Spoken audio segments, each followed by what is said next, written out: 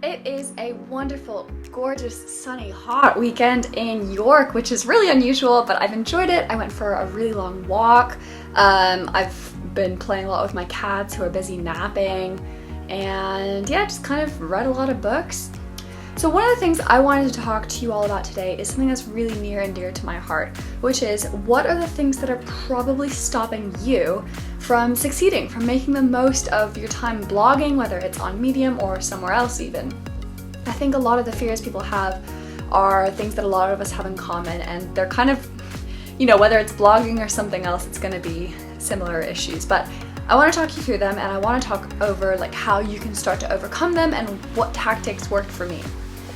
So these are the three things that are most likely holding you back from blogging. One is the fear that you're not an expert in anything and you have nothing to say. The second one is that you worry that you won't have an audience when you start publishing what you have to say.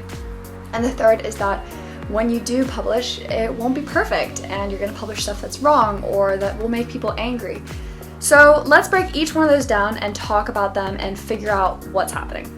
So let's break down the very first one. Fear of no niche. Okay, so what I see, I had this problem myself when I started writing. I was like, oh my god, I'm not an expert in anything. How presumptuous do I have to be to pretend to be an expert in something? I don't know anything about anything. Who was I to start writing about stuff?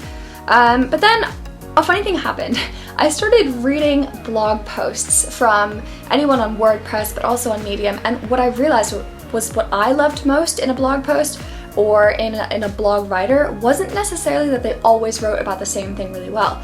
It was when they had a really passionate, really vibrant voice. And as I started writing, I stopped sticking to my original zone of expertise, which is when I thought I was going to be a cat blogger.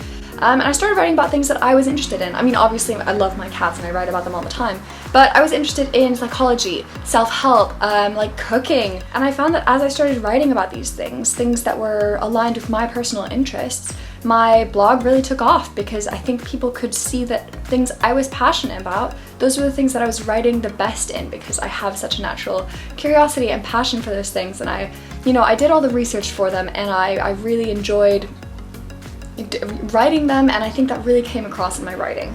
So I'm gonna go against a big piece of blogging advice, which is stick to a niche. And I'm gonna say don't stick to a niche, especially on Medium. Write about whatever interests you. Don't necessarily stick to one thing or another. On Medium at least, and honestly I think anywhere, your writing talents will most closely align with whatever you're interested in, and if that's one thing, that's great, they'll love you for that. But if that's many different things, then they'll love you for your voice, not the topics that you write in. So let's talk about the second issue, which was a fear of no audience. Now, there's nothing I hate more than writing into the void, and you know what this is, when you spend half an hour, 45 minutes, an hour, 3 hours writing a post, you finally work up the courage to press publish and 0 views, 0 reads, 0 engagement, nothing. Nobody cares about you, your blog, nothing.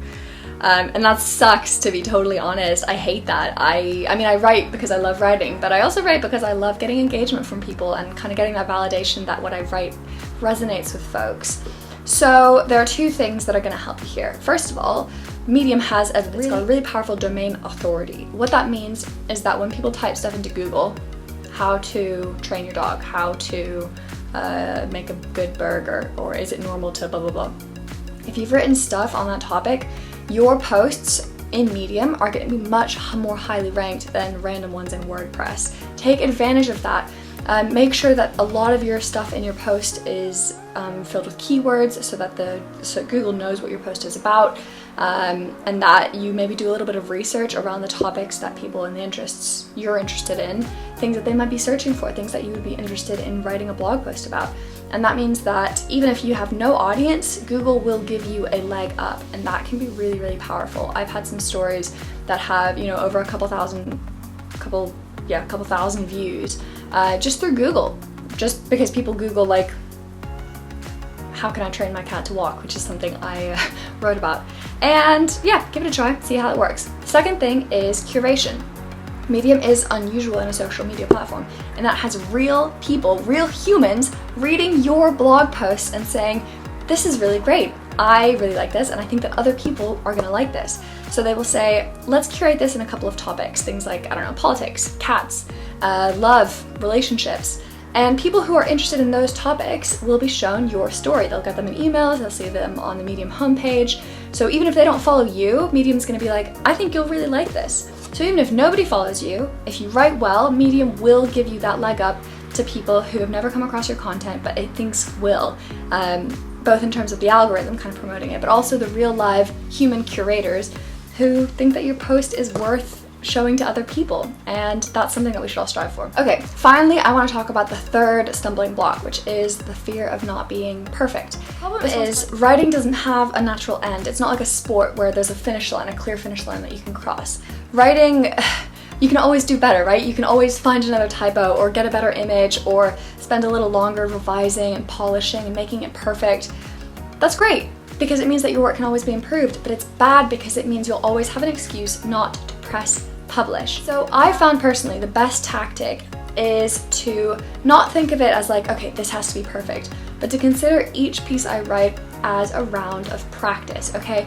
Like, I've written stuff that I felt super strongly about that, you know, 6 months later, I look at that and I'm like, I don't think that's right, and I'll write something else that's contrary to that. Or I've had people call me out in my writing before and be like, did you research this? This isn't right. And then I'll look at their comments and I'll say, wow, they're right, I didn't research this enough and what I'm writing is wrong. So it happens. The worst case scenario that you're thinking of, it might happen, but it's so much easier to get over those hurdles if you don't think of them as like deal breakers. Just accept, like anything else, you're gonna be wrong, you're gonna make typos, you're gonna do stuff that not everyone likes, but the aim of writing is not to make every single piece you publish perfect. It's to get better, and the more you publish, the more you write, the better you'll get. It is as simple as that. So if you do nothing else, if you take away nothing else from this video, just remember it is okay to press publish on something that isn't perfect. Give yourself permission to do that. Understand that you can always come back and make it better, try again, even change your mind. It's not the end of the world, and it's far, far, far more important to start practicing than it is to get that first try perfect. Okay, thank you so much for watching this video. If you like this kind of stuff, please subscribe. I'm up to like 87 subscribers, which I know isn't much in the YouTube world, but for me, it's pretty special.